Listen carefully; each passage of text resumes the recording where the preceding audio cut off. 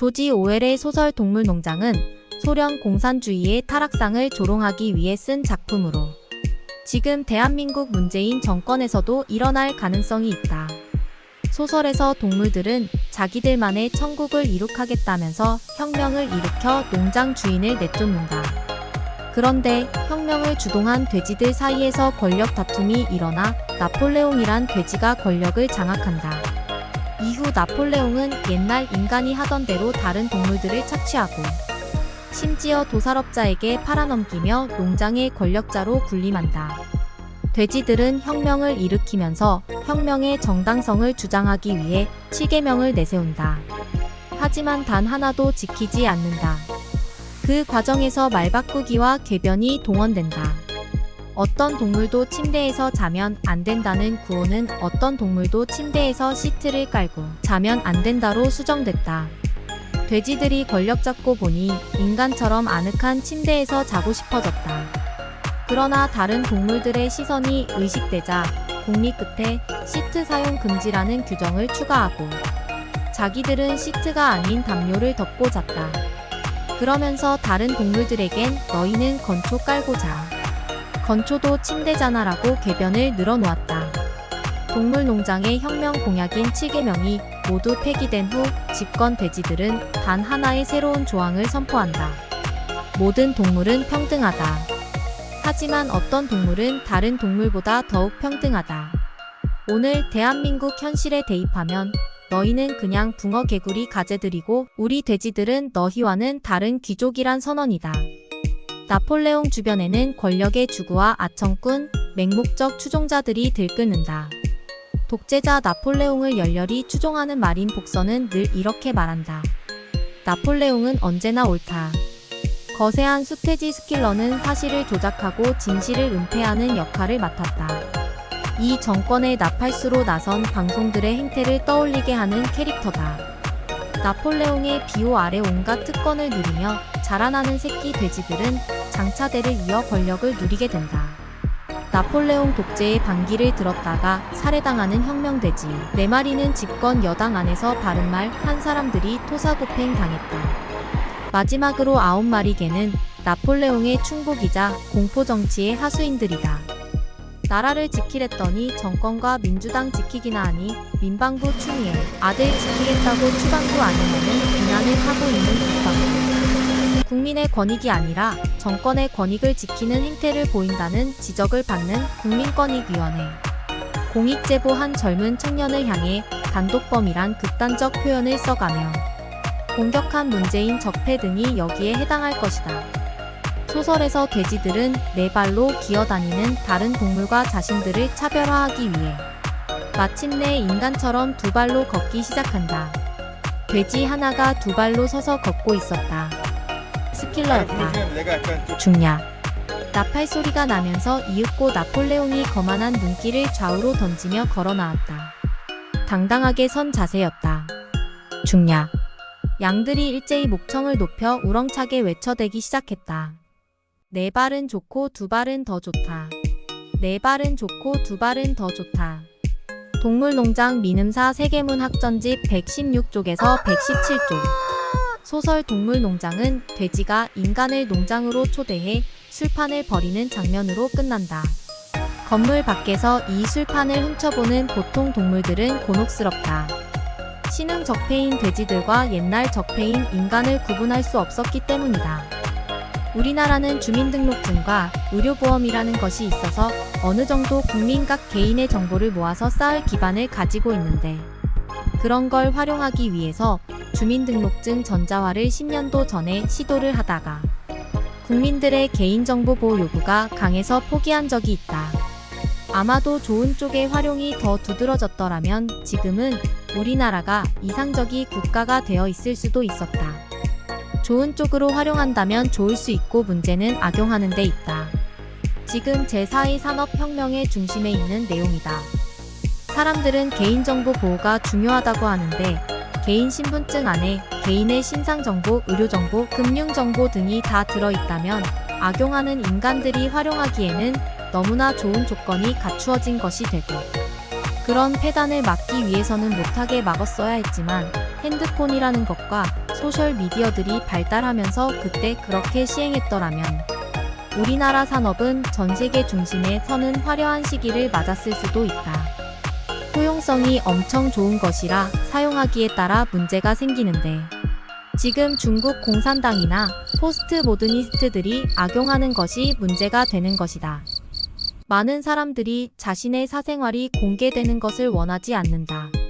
바람 피느라 연애하는 사람과 모텔에 간 게 걸리는 게 두렵고 자신이 아픈 병력이 있어서 병원에 갔던 게 문제가 돼서 보험금을 못 받을까 두렵고 사기를 쳐먹으려고 하는데 자신의 신용정보가 드러나는 게 두렵고 두려운 건 많다. 사람은 하루에 20번 정도 거짓말을 하고 산다고 한다. 세상에 죄 안 짓고 사는 사람이 어디 있으며 거짓말 안 하고 사는 사람이 어디 있냐. 똥 묻은 놈이 겨 묻은 사람을 우습게 보는 게 문제인 거다. 또한 딥스테이트로 돈을 버는 아마존이나 구글, 애플, 마이크로소프트, 페이스북, 트위터, 유튜브 등 많은 기업들이 정보를 활용하면 돈벌이가 된다는 것을 안다. 그들은 그런 정보를 활용하고 싶어 한다. 그런데 그걸 반대하는 나라나 정치가 있다면 부셔버리려고 그들의 자금을 뗀다. 지금 미국이 마주한 현실이다. 그들은 기업을 운영하는 사람들이다. 기업은 돈을 버는 목적인데 그들이 그 많은 돈을 자신들이 응원하는 쪽으로 돈을 투여하는 목적은 자신들의 이익에 부합하기 때문이다.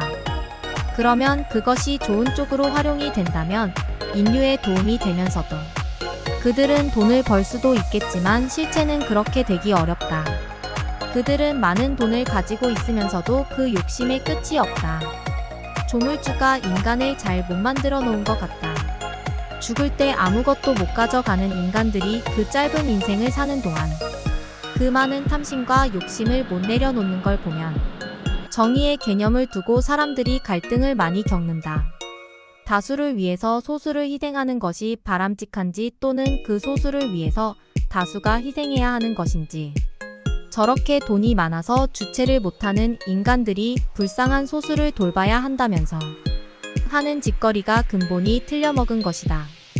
노블리스 오블리주를 제대로만 한다면 저런 문제가 어느 정도는 해소가 되겠지만 절대 저들은 그렇게 하지 못한다. 그래서 문제인 것이다. 소수가 탐욕을 부리면 다수가 희생을 보는 대표적인 것이 중국 공산당이고 북한이다. 그런 것을 지향하면서 권력이 눈이 먼 것들이 포스트 모더니스트들이다. 그런데 놀아나는 사람들은 불쌍한 등신들이다. 사생활 보호나 개인정보를 지켜야 한다는 것을 신념으로 사는 사람들은 사회가 불편하더라도 그렇게 살자는 것이고 정보화시켜야 한다는 사람들은 좀 더 나은 사람들의 삶을 위해서 바꾸자는 것인데 실제 그들이 주둥이로 나불대는 대로는 안 하는 게 문제다. 이미 많은 사람들이 핸드폰이나 길거리의 감시 카메라에 의해 자신들의 많은 정보가 수집되어지고 있음에도 자신들의 정보를 지키겠다고 말로만 떠드는 건 당장에 자신들의 비리나 범죄가 드러나는 게 두려운 것이다. 미국의 구글이나 애플이 핸드폰 사용자 자신이 언제 어디서 무엇을 얼마나 했는지 육하 원칙에 따라 다 구분할 수 있고 클라우드라는 공짜를 내밀면서 개인의 정보를 그곳에 두게 하면서 그 사람의 모든 정보를 수집하고 있는데도 그런 걸 이용하는 데는 거리낌이 없으면서 자신의 정보나 사생활은 지켜야 한단다. 어디로부터? 지금 이 사회로부터. 왜? 자신의 비리나 범죄 또는 치부를 드러내기 싫어서. 코로나 같은 경우가 생긴다면 정보를 수집해서 통제를 얼마나 잘 하는지에 따라 결과가 달라진다. 그러나 그런 경우에만 그것을 문재인 정권 적폐들이 그렇게만 사용할 것이라고 믿는 순간 당신들은 빨갱이 하수인으로 종으로 전락해 버리고 만다. 그런 정보화 사회가 되면 지금 문재인 정권 적폐들이 아닌 자유, 민주주의를 신봉하는 사람들에 의해 보호되어질 수 있을 그때에만 가능한 액이다. 세계 경제를 주도하는 제조업이 3차 산업인 서비스로 넘어가면서 세계의 경제 주도권도 많이 변했다. 제조업은 그나마 금전과 시간과 재료를 투입해서 판매를 하고 수익을 올리는 구조라서 어느 정도는 시간이 걸려야 순환이 되는 경제 구조였지만 이제 도래한 4차 산업이란 정보를 근간으로 수익을 내는 사업에 와서는 신흥 부자들이 많이 생겨나는데, 아이러니는 그런 부자들을 돈 벌게 해주는 사람들이 가난한 서민들이라는 것이다. 그래서 부유한 자들이 더 부유해지고 가난한 사람들은 더 가난한 삶을 살게 된다. 예전에 개인용 컴퓨터 워크스테이션이라는 것보다 몇십 배 더 뛰어난 핸드폰이라는 것이 있는데, 부자나 가난한 사람이나 다 적은 비용으로 사용할 수 있다는 궤변이다. 물론 예전에는 워크스테이션은 차량 한 대 값이라 기업들도 쉽게 가지지 못한 컴퓨터였지만, 지금은 기술이 발달하고 판매 수량이 많아져서 가격이 많이 내려온 경우다. 중국 공산당 지배자 그룹 200명과 그 가족들을 배채우기 위해서 그 밑에서 따까리하는 인간들이 1억이 있고, 나머지는 그 부류에 어느 정도 가까워서 우리나라 중산층에 비유될 정도가 3억 정도 있다. 그러나 그 중산층 정도에 들어가려고 정상적이던 비정상적이던 발악을 하는 인구가 3억 정도이고, 그 나머지는 그들의 돈벌이에 불과한 처참한 삶을 살아간다. 우리 돈으로 한 달에 17만 원도 안 되는 수입으로 살아가야 한다. 빈부의 격차가 너무 심하다는 얘기다. 이것이 중국 공산당이 주둥이 까는 샤오캉의 진실이다. 지금 북한에서 보는 그 실체이고 문재인 적폐 정권이 이 나라에서 실현하고자 하는 일이다. 부자들은 세계 인구의 0.1%도 안 된다. 그들만으로는 시장이 형성되지 않는다. 그러니까 가난한 사람들의 편의성을 내세우면서 마케팅을 하는 거다. 그 핸드폰을 사용하면 부자나 가난한 사람이나 다 같은 평등을 누리는 것이라고. 그러면서 기계간망 사용료, 정보 사용료 등등으로 가난한 사람들을 등 처먹으면서 자기들 부만 더 쌓으려는 인간들 때문에 많은 사람들이 그들의 종으로 되어간다. 다보스 포럼이라는 곳은 그런 더러운 인간들이 자신들의 부를 더 챙기기 위해서 만들어진 모임으로, 그곳에서는 인류를 위하는 안건이 나온다고 하는 인간들을 믿으면 안 된다. 지금 우리가 가장 경계해야 하는 것이 빅텍이다. 빅텍은 결코 인류나 지구를 위해서 존재하는 것이 아니다. 개개인의 정보가 필요하다면 각 나라의 정부의 관리 아래서 운용이 되어야 한다. 물론 중국 공산당이나 문재인 적폐 정권 같은 놈들을 빼고 자유민주주의 공화정을 유지하는 그런 나라들만을 애기하는 것이다. 핸드폰을 사용하면서 필요한 기능을 사용하기 위해서 내 정보가 넘어가는 걸 막는다면 쓸 수 있는 기능이 없다. 그러나 하지 않아도 되는 것이라면 피해야 한다. 중국 게임 업체들이나 중국 인터넷 거래를 하지 말고 공짜로 퍼주는 것 같은 클라우드 서비스를 사용하지 말아야 한다. 그런 건 거침없이 사용해서 다른 나라에 자신의 정보는 거저 넘겨주면서, 정작 국가가 의료 정보를 주민등록증에 통합하려는 것도 막아서는 것은 민주 시민으로서의 자격이 없는 것이다. 그들을 그렇게 하도록 뒤에서 조정하는 것들이 빅텍들이기는 하지만, 그래서 빅텍은 반드시 각 나라의 정부가 통제하고 관리해야 한다. 그러면 빅텍들은 자신들이 독점적으로 돈벌이를 하는데 방해가 되니까 기존 정권을 무너뜨리는데 자금을 대고 그들의 정보 통제 기술을 악용한다. 지금 미국이 맞닥뜨리고 있는 현실이다. 이미 우리나라에서는 중국 공산당과 결탁한 중국 사대주의자들에 의해 탄생된 문재인 정권이 있다. 바라는 건 미국이 자유민주주의를 지키는 공화정이 바로 서고, 그 정부가 인류를 구원하는 빛이 되어주기를 희망할 뿐이다. 이제 보험사들이 자기 보험에 들지 않은 사람이라 하더라도 바이오 헬스 기능을 가진 서비스를 시작한다. 그 기업들이 그런 걸 한다면 수많은 비용이 들어갈 것인데, 그들이 거기서 수익이 안 난다면 하는 것이 미친 짓이겠지만, 그 서비스를 받기 위해서 제공되는 각자의 개인정보와 건강 모니터링은 결국 그들이 돈을 버는 도구들에게 활용이 되어서 그들이 돈을 벌 수 있기 때문에 그 많은 돈을 투자하는 것이다. 그럼 사용하지 말아야 할 것인가? 자신이 필요한 부분을 적합하게 사용하는 것을 추천하고 싶다. 단지 그들이 필요 이상의 정보를 취득하게 하는 걸 막는 법이 있어야 하고 관리를 국가가 해야만 한다. 그들이 하는 서비스 기능은 단순한 것뿐인데, 그들이 제공하는 그 서비스를 받기 위해서 내가 동의해서 내어줘야 하는 정보가 너무 많다. 처음에 가입할 때는 없었더라도 추가적으로 기능들을 사용하려면 추가로 그들에게 계속적으로 더 상위 개인 정보를 제공하도록 여러 가지를 강요한다. 이런 기능은 과연 서비스를 하기 위해서 필요한 것들인지에 대해서 또한 그렇게 했다면 그런 것에 합당한 충분한 서비스를 하는 것인지에 대해서 각 나라의 정부가 국민을 보호하지 못한다면 결국은 인류는 그런 빅텍들의 종으로 전락하고 말 것이다. 그렇게 많은 시간이 남은 것 같지 않다. 내가 삶이 얼마 남지 않은 것처럼. 비트코인과 같이 허상의 화폐가치 교환을 두는 망상을 가진 사람들이 많아지다 보니까 회단이 생기는데, 빅텍이 추진한 디지털 화폐나 중국 공산당이 지금 시작하는 디지털 화폐는 다 같은 내용이다.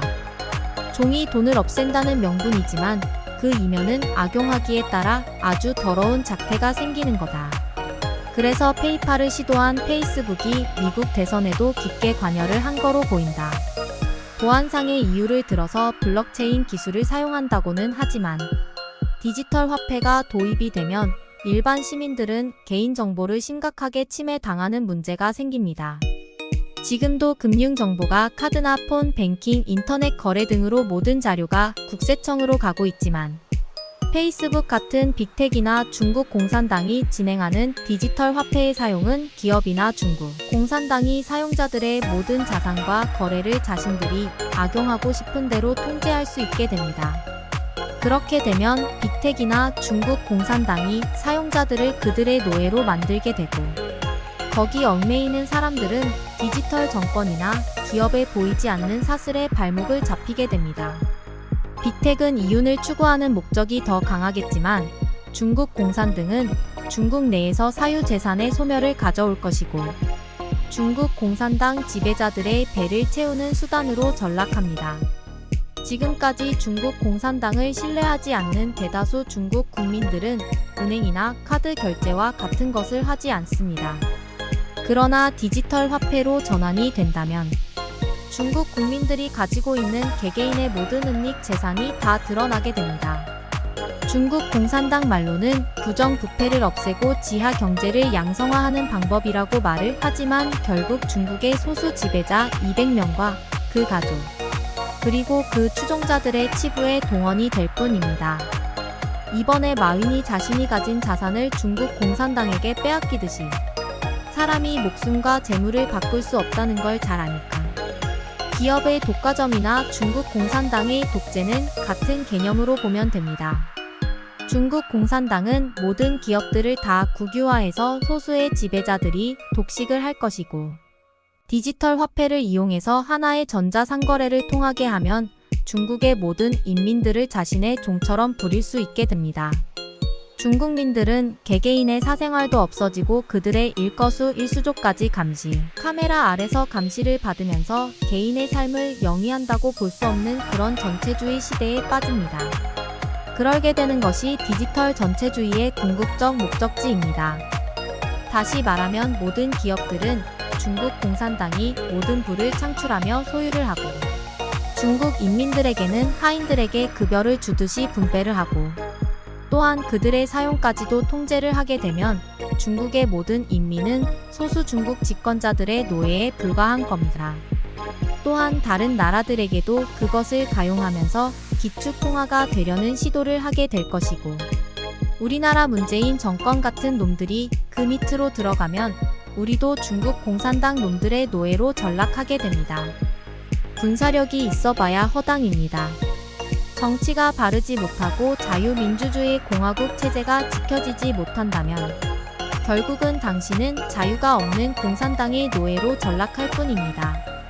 중국의 디지털 화폐 운용이나 딥스테이트들이 운영하려고 시도하는 디지털 화폐, 그리고 코로나19가 만연하면서 백신 접종을 한 사람들에게 예방접종 확인 여권을 디지털로 발행하려고 하는 것들, 보안을 이유로 많이 활용되어지고 있는 각종 카메라들 등등, 이런 것들이 좋은 방향으로 운용이 되기만 한다면 인류에게도 도움이 되는 4차 산업이 되어줄 수 있을 것이다. 그러나 이를 주도적으로 운영을 하려고 시도하는 부류가 부정적이라는데 문제가 있다. 주도하는 세력으로는 중국 공산당과 딥스테이트 그리고 부패한 각 나라의 정치 권력들의 의도가 불순하다.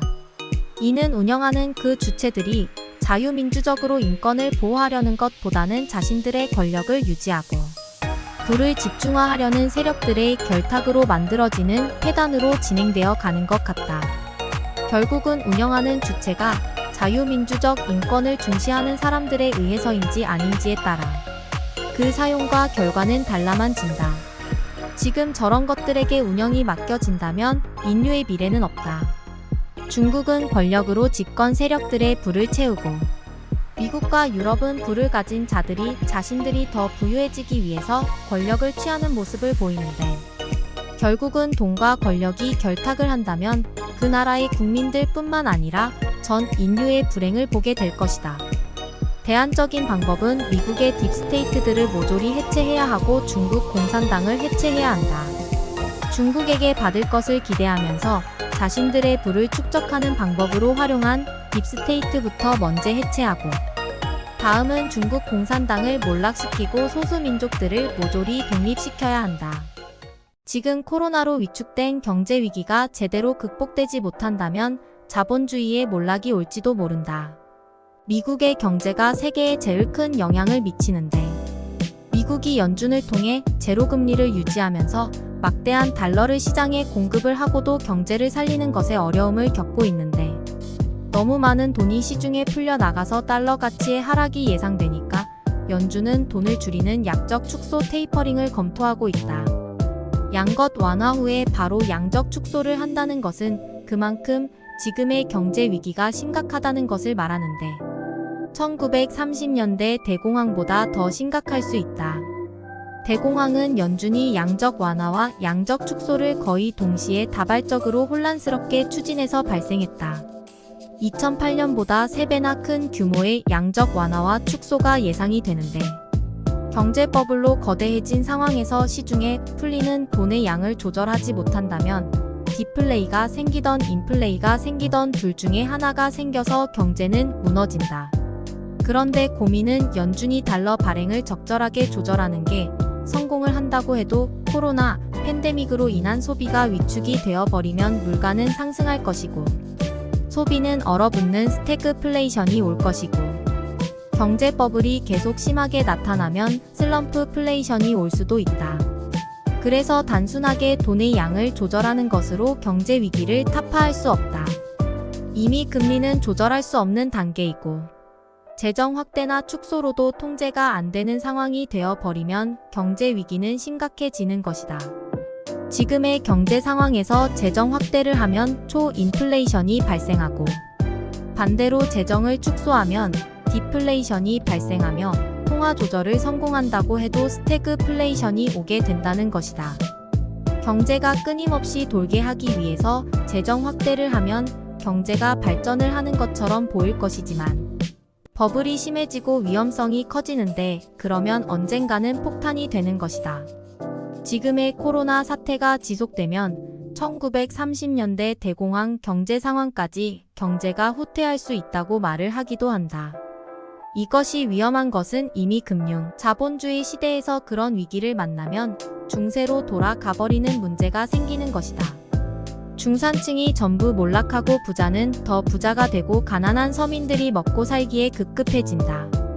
금융 자본주의에서 중세시대로 돌아간다는 것은 단순히 경제적인 면 뿐만 아니라 발달한 인공지능과 사회감시 체계 아래서는 공산당 독재보다 더한 상황이 올 수 있는 것이고 다시는 자유자본주의 경제로 회귀는 어려워진다.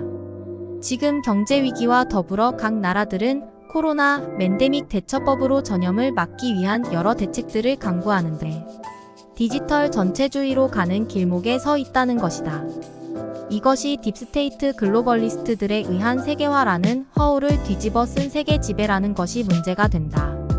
코로나 백신이 보급되기 시작했지만 집단 면역을 포기해야 할 극단적인 상황이 올 수도 있다. 아파서 죽는 것보다 배고파서 죽는 것이 더 무서운 세상이 오면 전염을 걱정할 사람은 없다. 계속 실업률을 올라가고 있고 수입은 없는데 경제가 살아날 가능성은 없고 주택과 주식은 버블이 터지기 직전이다. IMF도 역사상 이처럼 세계 경제가 멈춰 서 있는 것을 본 적이 없다고 할 정도면 어느 정도 심각한지 이해해야 한다. 이것이 지금 유통되는 화폐를 디지털 화폐로 전환하게 만드는 촉발점이 될 수 있다. 그래서 BIS를 중심으로 지금 유통화폐의 임계점에 도달한 것을 전환하는 방법으로 디지털 화폐를 유통시키고 인공지능 경제 시스템을 구축하려는 시도를 하려는 것이다. 그러기 위해서는 현재의 경제체제가 붕괴되어야 새로운 것으로 가는 변혁이 생기는데 이번 재정 확대로 인한 경제 버블의 붕괴가 도래한 것일지도 모른다. 그래서 딥스테이트들이 그레이트 리셋을 주장하고 나선 것이다. 지금 우리가 금융 자본주의 아래 있어서 자유시장 경제에 따른 자본주의와 다른 상황이 되었고 소수의 금융 그룹들에 의해 경제가 짓밟힌 결과다. 그러나 앞으로 다가올 디지털 화폐의 시대는 지금보다 더 많은 수탈을 당할 것이며 중산층은 존재하지 않게 되고 오로지 1%의 부자와 가난한 빈민 99%만 존재하는 디지털 전체주의가 될 것이다. 그 1%가 독점하고 있는 돈이 만들어내는 권력을 어느 누구도 제거하지 못한다면 다시는 자유시장 경제로 돌아갈 수가 없다. 우리는 딥스테이트 빅머니들의 농간에 놀아나서 평생을 빚의 노예로 살아간다. 우리가 이대로라면 무엇을 하던 안 하던 그 상황이나 결과는 달라질 수가 없다. 단 한 가지 방법은 그들을 제거하는 혁명이 있다면 가능할 것이다. 화폐는 교환 가치를 가진 교환 수단이어야 하는데 금융 자본주의에서 화폐는 단지 새로운 형태의 노예 제도의 도구일 뿐이다. 화폐가 오래된 노예제와 다른 점은 화폐에는 인격이 없다는 것이다. 주인과 노예 사이에 아무런 인간적 관계가 없다. 우리가 금융 자본주의에서 소수의 자본 권력자에 의해 이런저런 방법으로 손쉽게 통제되고 있음을 깨달을 때 우리는 인플레이션이 또는 디플레이션이 어떻게 일어나는지 알게 될 것이다. 조던 피터슨의 질서 너머의 책 내용 중 일부이다. 왜 질서 너머인가? 그 답은 어찌 보면 간단하다. 질서는 탐구된 영역이다. 우리가 적절하다고 여기는 행동으로 목표하는 결과를 얻을 때 우리는 질서의 영역 안에 존재한다. 하지만 질서 정연한 모든 상태는 비록 편하고 안전하긴 해도 나름의 결함이 있다. 세계에서 어떻게 행동해야 하는가에 관한 우리의 지식은 영원히 불완전하다. 게다가 세계의 질서를 부여하려 할 때 우리는 경솔하게도 모르는 모든 것을 고려 대상에서 제거해버리는 까닭에 그 질서는 곧 딱딱하게 굳어버린다. 그런 시도가 도를 넘는 순간 전체주의가 고개를 내민다. 전체주의는 원칙상 완전한 통제가 불가능한 곳에서 완전한 통제를 이루려고 할 때 동력을 얻는다. 그리고 쉼없이 변하는 세계에 적응하는 데 없어서는 안 될 모든 심리적, 사회적 변화를 가차없이 제약한다. 그러므로 우리는 어쩔 수 없이 질서 넘어 혼돈의 영역으로 나갈 필요에 부딪힌다. 주변에서 우리가 통제하려는 것들이 엉뚱하게 흘러가는 것을 자주 보는 것처럼 우리의 이해는 불충분하기 때문에 한 발은 질서 안에 놓고 다른 발로는 그 바깥쪽을 디뎌 시험해 볼 필요가 있다. 그 변경에서 아직 화해하거나 적응하지 못한 것들과 마주했을 때 당황하지 않고 안정을 유지하면서 두려움을 계속 통제하고 배울 수만 있다면 우리는 가장 깊은 의미를 탐구하고 발견할 힘을 얻는다. 여기서 의미란 단순한 생각보다 훨씬 더 깊은 어떤 것이며 이를 향한 본능이 인생을 올바르게 이끌어준다. 그 결과 우리는 우리 너머에 있는 것에 압도되지 않고 새로 출현하거나 너무 편협하거나 너무 과시적인 가치와 믿은 체계에 바보처럼 현혹되거나 놀라지 않게 된다. 더불어민주당의 체질 자체가 전체주의 정당으로 변했다. 공화주의 정신없는 공화정, 반드시 전체주의 간다. 이념적 줄세우기가 미국을 전체주의로 떠민다. 미국 HR을 법안 좌파 전체주의 독재 논쟁. 이제 코로나 바이러스로 인한 팬데믹이 2년째 되어 간다. 그동안 우리의 일상생활에는 많은 변화가 생겼다. 경제적으로 천문학적인 유동성 공급으로 자산과 주식 시장이 요동치고 있으며 비대면 비접촉이 늘어나고 회사들도 재택 근무를 하고 학교도 원격 수업을 했다. 이런 환경은 사람들이 모임을 가지는 것을 어렵게 만들었다. 이런 가운데서도 우리가 흔히 접하는 변화 중에 QR코드의 사용이 늘어났다. 내가 방문하는 모든 곳에서 내가 이곳을 방문했다는 흔적을 남겨야만 했다. 코로나 방역을 위해 어쩔 수 없는 개인의 프라이버시를 오픈해야 하지만 그것을 악용하는 놈들이 있다는 것이 언제나 문제가 되는 것이다. 의도가 순수했고 과정이 올바르다고 해서 결과가 언제나 좋은 것은 아니다. 방역을 위해서라고는 하지만 내 일거수일투족이 감시당하고 있다는 사실을 부인할 수는 없다. 이런 여러 정황들을 보면 인류를 위한 기술, 개발과 적용이 인류를 구속하는 도구로 전락할 위험성이 점점 더 커져간다는 문제를 드러내고 있다.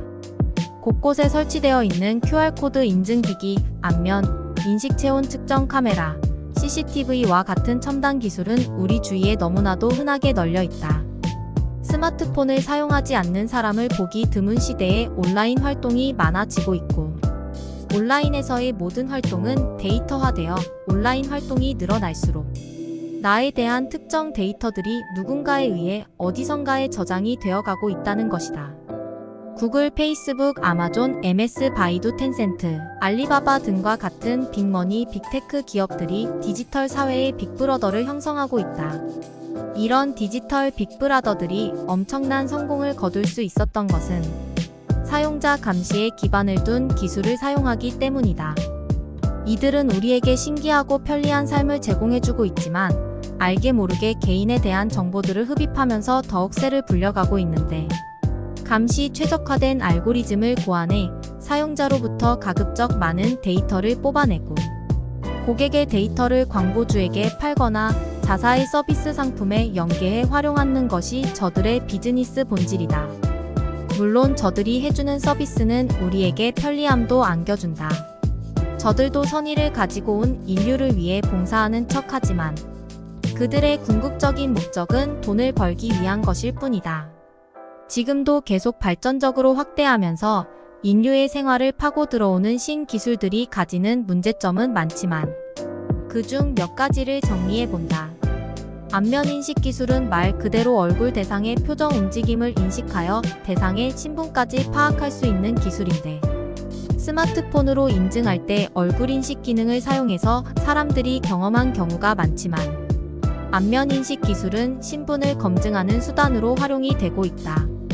이 안면인식 기술은 중국에서 가장 빠르게 사용이 되고 있는데 CCTV가 안면 인식 기술을 탑재해 얼굴, 생김새, 표정, 움직임 같은 데이터를 수집하고 실제 오랜 기간 수배 중인 범죄자들을 체포할 정도로 정교하게 작동하고 있다.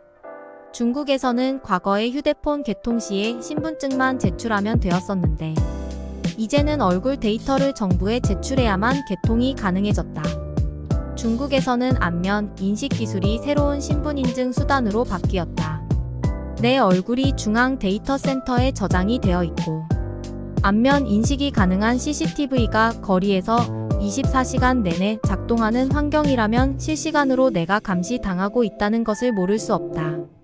우리나라에서도 코로나 팬데믹으로 인해 안면인식 체온 측정기를 여기저기에 설치하고 있는데 개인정보가 저장되지 않는다고 말을 하지만 그 말을 믿을 사람은 아무도 없다. 블록체인과 디지털 금융은 모두가 들여다볼 수 있는 분산, 장부의 거래 내역을 기록한다는 블록체인 기술은 그만큼 감시 체계가 고도화될 수 있다는 의미를 가졌다. 디지털 빅브라더들 중 블록체인에 가장 적극적인 기업은 페이스북인데 사용자끼리 서로 돈을 주고 받을 수 있도록 디지털 화폐 DM을 출시할 계획을 가지고 있다. 전 세계 인구 중 17억 명이 은행 계좌가 없어 불편을 겪고 있다면서 블록체인 기술을 이용한 전 세계 공용 디지털 화폐를 만들어 국경 없는 금융 사회를 열어 해결하겠다는 개소리를 까지만 가격 변동성이 크기 때문에 지불 수단으로 활용하기 어려운 비트코인과 달리 주요국 화폐와 단기 국채로 가치가 구성된 페이스북의 디지털 화폐는 가격 변동성이 낮아 교환의 매개로 활용하기에 적합하다는 주장을 하고 있다. 그러나 페이스북이 금융화폐 시스템이 낙후된 국가에 사는 소외 계층을 돕는다는 명분은 허울 좋은 개살구일 뿐 진짜 속내는 모바일 결제 시장을 장악해 현금 없는 사회를 촉진하고 디지털 금융 사업을 키우는 것이다. 이에 깜짝 놀란 각국의 중앙은행들은 화폐 주권을 지키기 위해 앞다투어 중앙은행들이 발행하는 디지털 화폐를 도입하려고 시도하고 있다. 우리나라 한국은행도 이미 이런 계획을 발표했는데 중국은 이 분야에서는 세계에서 제일 앞선 나라이다.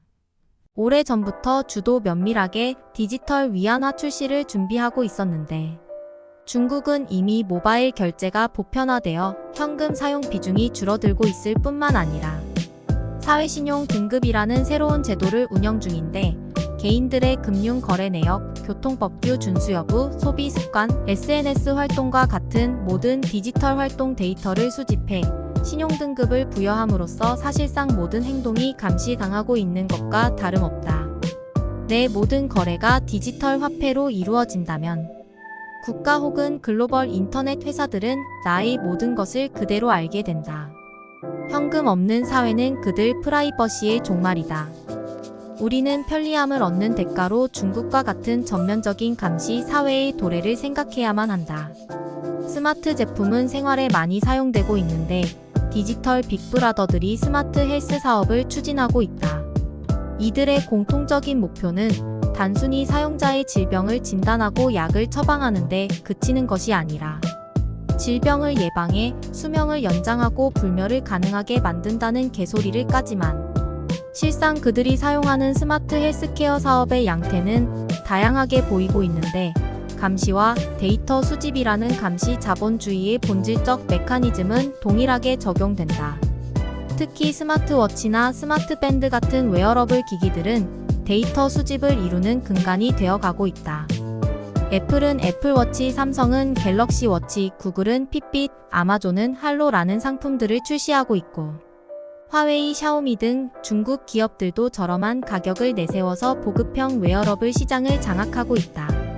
웨어러블 기기는 24시간 사용자의 행동을 추적하고 건강 상태를 모니터링하며 맞춤형 진료 자료를 제공한다. 수면의 질, 심장 박동, 걸음수, 칼로리 소모량, 호흡 등을 체크한다. 미래에는 실시간 모니터링을 하는 과정에서 건강 이상, 징후가 발생하면 의사에게 진료받게끔 유도하는 맞춤형 헬스케어 서비스가 제공될 수도 있다. 그러나 이런 장밋빛 전망 아래 우리의 생체 데이터를 24시간 감시하고 데이터를 수집하는 것이 정당화될 수 있다는 것이 문제이다. 집집마다 한 대씩 다 있는 스마트 스피커폰도 마찬가지 문제를 가지고 있다. 어가 탑재된 스마트 스피커는 제공하는 디지털 빅브라더들이 알고리즘을 악용해서 사용자들의 일상을 엿보는 도구로 사용이 되어지고 있다는 것이다. 우리가 집안에서 발생하는 모든 음성은 기기로 들어가 빅브라더들의 저장 데이터로 남게 된다. 온라인에서 활동하지 않더라도 오프라인의 일상까지 감시를 당할 수 있다는 것이다. 증강현실 기술은 포켓몬고로 우리에게 많이 알려져 있는데 몇 년 전 포켓몬고 열풍이 일었을 때 국내 정식 출시 전에 속초에서 포켓몬이 잡힌다는 소식이 전해지자 속초행 고속버스가 매진된 바 있었다. 어린 시절 피카츄의 추억을 떠올리며 핫한 시류에 올라 타 게임을 하고 싶어지는 유저들은 재미가 있다는 이유로 포켓몬고를 열심화하기도 한다. 하지만 포켓몬고의 개발사인 나이언틱은 게임을 통해 사용자의 현재 위치, 이전 위치, 이동 경로, 현재 바라보는 것, 과거에 바라보았던 것 등 사용자 정보를 수집한다. 이러한 정보들은 사람들을 물리적으로 조정할 수 있는 수단으로 사용이 될 위험성을 가지고 있다. 예를 들어 광고비를 받고 맥도날드에 희귀한 포켓몬을 출연시킴으로써 사람들이 맥도날드에 방문하도록 유도할 수 있다. 단순히 광고를 보게 하거나 특정 콘텐츠를 클릭하도록 유인하는 데 그치지 않고 오프라인에서도 사용자들이 특정한 방식으로 행동하게끔 영향을 줄 수도 있다. 포켓몬고 열풍은 감시 자본가들에게 새로운 영감을 불러넣었다. 일상을 재밌게 게임하는 것처럼 만들어 버림으로써 사용자를 온라인에서 뿐만 아니라 오프라인에서도 감시하고 물리적으로 조정할 수 있다는 사실이다. 거기에다 조종당하는 대상들이 무척 유쾌한 감정으로 기꺼이 게임에 참여하기 때문에 문제의식을 느끼지 못하면 자신의 데이터를 제공한다는 사실조차 모른다는 것이다. 지금 코로나로 위축된 경제 위기가 제대로 극복되지 못한다면 자본주의의 몰락이 올지도 모른다. 미국의 경제가 세계에 제일 큰 영향을 미치는데 미국이 연준을 통해 제로금리를 유지하면서 막대한 달러를 시장에 공급을 하고도 경제를 살리는 것에 어려움을 겪고 있는데 너무 많은 돈이 시중에 풀려나가서 달러 가치의 하락이 예상되니까 연준은 돈을 줄이는 약적 축소 테이퍼링을 검토하고 있다. 양것 완화 후에 바로 양적 축소를 한다는 것은 그만큼 지금의 경제 위기가 심각하다는 것을 말하는데 1930년대 대공황보다 더 심각할 수 있다. 대공황은 연준이 양적 완화와 양적 축소를 거의 동시에 다발적으로 혼란스럽게 추진해서 발생했다. 2008년보다 3배나 큰 규모의 양적 완화와 축소가 예상이 되는데 경제 버블로 거대해진 상황에서 시중에 풀리는 돈의 양을 조절하지 못한다면 디플레이가 생기던 인플레이가 생기던 둘 중에 하나가 생겨서 경제는 무너진다. 그런데 고민은 연준이 달러 발행을 적절하게 조절하는 게 성공을 한다고 해도 코로나 팬데믹으로 인한 소비가 위축이 되어버리면 물가는 상승할 것이고 소비는 얼어붙는 스태그플레이션이 올 것이고 경제 버블이 계속 심하게 나타나면 슬럼프플레이션이 올 수도 있다. 그래서 단순하게 돈의 양을 조절하는 것으로 경제 위기를 타파할 수 없다. 이미 금리는 조절할 수 없는 단계이고 재정 확대나 축소로도 통제가 안 되는 상황이 되어 버리면 경제 위기는 심각해지는 것이다. 지금의 경제 상황에서 재정 확대를 하면 초인플레이션이 발생하고 반대로 재정을 축소하면 디플레이션이 발생하며 통화 조절을 성공한다고 해도 스태그플레이션이 오게 된다는 것이다. 경제가 끊임없이 돌게 하기 위해서 재정 확대를 하면 경제가 발전을 하는 것처럼 보일 것이지만 버블이 심해지고 위험성이 커지는데 그러면 언젠가는 폭탄이 되는 것이다. 지금의 코로나 사태가 지속되면 1930년대 대공황 경제 상황까지 경제가 후퇴할 수 있다고 말을 하기도 한다. 이것이 위험한 것은 이미 금융, 자본주의 시대에서 그런 위기를 만나면 중세로 돌아가버리는 문제가 생기는 것이다. 중산층이 전부 몰락하고 부자는 더 부자가 되고 가난한 서민들이 먹고 살기에 급급해진다. 금융 자본주의에서 중세시대로 돌아간다는 것은 단순히 경제적인 면 뿐만 아니라 발달한 인공지능과 사회감시, 체계 아래서는 공산당 독재보다 더한 상황이 올 수 있는 것이고 다시는 자유자본주의 경제로 회귀는 어려워진다.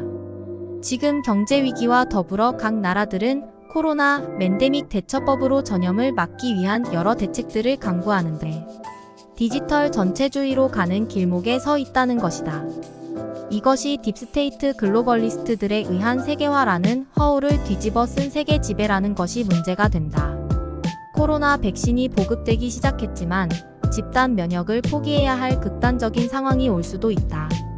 아파서 죽는 것보다 배고파서 죽는 것이 더 무서운 세상이 오면 전염을 걱정할 사람은 없다. 계속 실업률을 올라가고 있고 수입은 없는데 경제가 살아날 가능성은 없고 주택과 주식은 버블이 터지기 직전이다.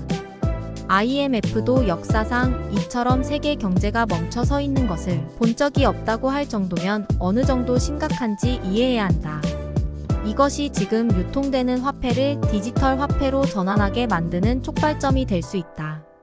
그래서 BIS를 중심으로 지금 유통화폐의 임계점에 도달한 것을 전환하는 방법으로 디지털 화폐를 유통시키고 인공지능 경제 시스템을 구축하려는 시도를 하려는 것이다. 그러기 위해서는 현재의 경제체제가 붕괴되어야 새로운 것으로 가는 변혁이 생기는데 이번 재정 확대로 인한 경제 버블의 붕괴가 도래한 것일지도 모른다. 그래서 딥스테이트들이 그레이트 리셋을 주장하고 나선 것이다. 지금 우리가 금융 자본주의 아래 있어서 자유시장 경제에 따른 자본주의와 다른 상황이 되었고 소수의 금융그룹들에 의해 경제가 짓밟힌 결과다. 그러나 앞으로 다가올 디지털 화폐의 시대는 지금보다 더 많은 수탈을 당할 것이며 중산층은 존재하지 않게 되고 오로지 1%의 부자와 가난한 빈민 99%만 존재하는 디지털 전체주의가 될 것이다. 그 1%가 독점하고 있는 돈이 만들어내는 권력을 어느 누구도 제거하지 못한다면 다시는 자유시장 경제로 돌아갈 수가 없다. 우리는 딥스테이트 빅머니들의 농간에 놀아나서 평생을 빚의 노예로 살아간다. 우리가 이대로라면 무엇을 하던 안 하던 그 상황이나 결과는 달라질 수가 없다. 단 한 가지 방법은 그들을 제거하는 혁명이 있다면 가능할 것이다. 화폐는 교환 가치를 가진 교환 수단이어야 하는데 금융 자본주의에서 화폐는 단지 새로운 형태의 노예 제도의 도구일 뿐이다. 화폐가 오래된 노예제와 다른 점은 화폐에는 인격이 없다는 것이다. 주인과 노예 사이에 아무런 인간적 관계가 없다. 우리가 금융 자본주의에서 소수의 자본 권력자에 의해 이런저런 방법으로 손쉽게 통제되고 있음을 깨달을 때 우리는 인플레이션이 또는 디플레이션이 어떻게 일어나는지 알게 될 것이다. 조던 피터슨의 질서 너머의 책 내용 중 일부이다. 왜 질서 너머인가? 그 답은 어찌 보면 간단하다. 질서는 탐구된 영역이다. 우리가 적절하다고 여기는 행동으로 목표하는 결과를 얻을 때 우리는 질서의 영역 안에 존재한다. 하지만 질서 정연한 모든 상태는 비록 편하고 안전하긴 해도 나름의 결함이 있다. 세계에서 어떻게 행동해야 하는가에 관한 우리의 지식은 영원히 불완전하다. 게다가 세계에 질서를 부여하려 할 때 우리는 경솔하게도 모르는 모든 것을 고려 대상에서 제거해버리는 까닭에 그 질서는 곧 딱딱하게 굳어버린다. 그런 시도가 도를 넘는 순간 전체주의가 고개를 내민다. 전체주의는 원칙상 완전한 통제가 불가능한 곳에서 완전한 통제를 이루려고 할 때 동력을 얻는다. 그리고 쉼없이 변하는 세계에 적응하는 데 없어서는 안 될 모든 심리적, 사회적 변화를 가차없이 제약한다. 그러므로 우리는 어쩔 수 없이 질서 너머 혼돈의 영역으로 나갈 필요에 부딪힌다. 주변에서 우리가 통제하려는 것들이 엉뚱하게 흘러가는 것을 자주 보는 것처럼 우리의 이해는 불충분하기 때문에 한 발은 질서 안에 놓고 다른 발로는 그 바깥쪽을 디뎌 시험해 볼 필요가 있다. 그 변경에서 아직 화해하거나 적응하지 못한 것들과 마주했을 때 당황하지 않고 안정을 유지하면서 두려움을 계속 통제하고 배울 수만 있다면 우리는 가장 깊은 의미를 탐구하고 발견할 힘을 얻는다. 여기서 의미란 단순한 생각보다 훨씬 더 깊은 어떤 것이며 이를 향한 본능이 인생을 올바르게 이끌어준다. 그 결과 우리는 우리 너머에 있는 것에 압도되지 않고 새로 출현하거나 너무 편협하거나 너무 과시적인 가치와 믿은 체계에 바보처럼 현혹되거나 놀라지 않게 된다. 더불어민주당의 체질 자체가 전체주의 정당으로 변했다. 공화주의 정신없는 공화정, 반드시 전체주의 간다. 이념적 줄세우기가 미국을 전체주의로 떠민다. 미국 HR의 법안 좌파 전체주의 독재 논쟁. 이제 코로나 바이러스로 인한 팬데믹이 2년째 되어 간다. 그동안 우리의 일상생활에는 많은 변화가 생겼다. 경제적으로 천문학적인 유동성 공급으로 자산과 주식시장이 요동치고 있으며 비대면 비접촉이 늘어나고 회사들도 재택근무를 하고 학교도 원격 수업을 했다. 이런 환경은 사람들이 모임을 가지는 것을 어렵게 만들었다. 이런 가운데서도 우리가 흔히 접하는 변화 중에 QR코드의 사용이 늘어났다. 내가 방문하는 모든 곳에서 내가 이곳을 방문했다는 흔적을 남겨야만 했다. 코로나 방역을 위해 어쩔 수 없는 개인의 프라이버시를 오픈해야 하지만 그것을 악용하는 놈들이 있다는 것이 언제나 문제가 되는 것이다. 의도가 순수했고 과정이 올바르다고 해서 결과가 언제나 좋은 것은 아니다. 방역을 위해서라고는 하지만 내 일거수 일투족이 감시당하고 있다는 사실을 부인할 수는 없다. 이런 여러 정황들을 보면 인류를 위한 기술, 개발과 적용이 인류를 구속하는 도구로 전락할 위험성이 점점 더 커져간다는 문제를 드러내고 있다. 곳곳에 설치되어 있는 QR코드 인증기기, 안면, 인식체온 측정 카메라, CCTV와 같은 첨단 기술은 우리 주위에 너무나도 흔하게 널려 있다. 스마트폰을 사용하지 않는 사람을 보기 드문 시대에 온라인 활동이 많아지고 있고 온라인에서의 모든 활동은 데이터화되어 온라인 활동이 늘어날수록 나에 대한 특정 데이터들이 누군가에 의해 어디선가에 저장이 되어가고 있다는 것이다. 구글, 페이스북, 아마존, MS, 바이두, 텐센트, 알리바바 등과 같은 빅머니, 빅테크 기업들이 디지털 사회의 빅브러더를 형성하고 있다. 이런 디지털 빅브라더들이 엄청난 성공을 거둘 수 있었던 것은 사용자 감시에 기반을 둔 기술을 사용하기 때문이다. 이들은 우리에게 신기하고 편리한 삶을 제공해주고 있지만 알게 모르게 개인에 대한 정보들을 흡입하면서 더욱 세를 불려가고 있는데, 감시 최적화된 알고리즘을 고안해 사용자로부터 가급적 많은 데이터를 뽑아내고 고객의 데이터를 광고주에게 팔거나 자사의 서비스 상품에 연계해 활용하는 것이 저들의 비즈니스 본질이다. 물론 저들이 해주는 서비스는 우리에게 편리함도 안겨준다. 저들도 선의를 가지고 온 인류를 위해 봉사하는 척하지만 그들의 궁극적인 목적은 돈을 벌기 위한 것일 뿐이다. 지금도 계속 발전적으로 확대하면서 인류의 생활을 파고 들어오는 신기술들이 가지는 문제점은 많지만 그중 몇 가지를 정리해본다. 안면인식 기술은 말 그대로 얼굴 대상의 표정 움직임을 인식하여 대상의 신분까지 파악할 수 있는 기술인데, 스마트폰으로 인증할 때 얼굴 인식 기능을 사용해서 사람들이 경험한 경우가 많지만 안면인식 기술은 신분을 검증하는 수단으로 활용이 되고 있다.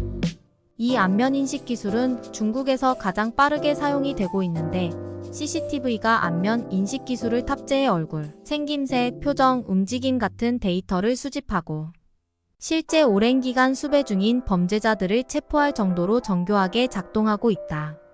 중국에서는 과거에 휴대폰 개통 시에 신분증만 제출하면 되었었는데, 이제는 얼굴 데이터를 정부에 제출해야만 개통이 가능해졌다. 중국에서는 안면 인식 기술이 새로운 신분 인증 수단으로 바뀌었다. 내 얼굴이 중앙 데이터 센터에 저장이 되어 있고, 안면 인식이 가능한 CCTV가 거리에서 24시간 내내 작동하는 환경이라면 실시간으로 내가 감시당하고 있다는 것을 모를 수 없다. 우리나라에서도 코로나 팬데믹으로 인해 안면인식 체온 측정기를 여기저기에 설치하고 있는데, 개인정보가 저장되지 않는다고 말을 하지만 그 말을 믿을 사람은 아무도 없다. 블록체인과 디지털 금융은 모두가 들여다볼 수 있는 분산, 장부의 거래 내역을 기록한다는 블록체인 기술은 그만큼 감시 체계가 고도화될 수 있다는 의미를 가졌다. 디지털 빅브라더들 중 블록체인에 가장 적극적인 기업은 페이스북인데, 사용자끼리 서로 돈을 주고 받을 수 있도록 디지털 화폐 DM을 출시할 계획을 가지고 있다. 전 세계 인구 중 17억 명이 은행 계좌가 없어 불편을 겪고 있다면서 블록체인 기술을 이용한 전 세계 공용 디지털 화폐를 만들어 국경 없는 금융 사회를 열어 해결하겠다는 개소리를 까지만, 가격 변동성이 크기 때문에 지불 수단으로 활용하기 어려운 비트코인과 달리 주요국 화폐와 단기 국채로 가치가 구성된 페이스북의 디지털 화폐는 가격 변동성이 낮아 교환의 매개로 활용하기에 적합하다는 주장을 하고 있다. 그러나 페이스북이 금융화폐 시스템이 낙후된 국가에 사는 소외 계층을 돕는다는 명분은 허울 좋은 개살구일 뿐, 진짜 속내는 모바일 결제 시장을 장악해 현금 없는 사회를 촉진하고 디지털 금융 사업을 키우는 것이다. 이에 깜짝 놀란 각국의 중앙은행들은 화폐 주권을 지키기 위해 앞다투어 중앙은행들이 발행하는 디지털 화폐를 도입하려고 시도하고 있다. 우리나라 한국은행도 이미 이런 계획을 발표했는데, 중국은 이 분야에서는 세계에서 제일 앞선 나라이다. 오래전부터 주도 면밀하게 디지털 위안화 출시를 준비하고 있었는데, 중국은 이미 모바일 결제가 보편화되어 현금 사용 비중이 줄어들고 있을 뿐만 아니라 사회신용 등급이라는 새로운 제도를 운영 중인데, 개인들의 금융 거래 내역, 교통법규 준수 여부, 소비 습관, SNS 활동과 같은 모든 디지털 활동 데이터를 수집해 신용등급을 부여함으로써 사실상 모든 행동이 감시당하고 있는 것과 다름없다. 내 모든 거래가 디지털 화폐로 이루어진다면 국가 혹은 글로벌 인터넷 회사들은 나의 모든 것을 그대로 알게 된다. 현금 없는 사회는 그들 프라이버시의 종말이다. 우리는 편리함을 얻는 대가로 중국과 같은 전면적인 감시 사회의 도래를 생각해야만 한다. 스마트 제품은 생활에 많이 사용되고 있는데 디지털 빅브라더들이 스마트 헬스 사업을 추진하고 있다.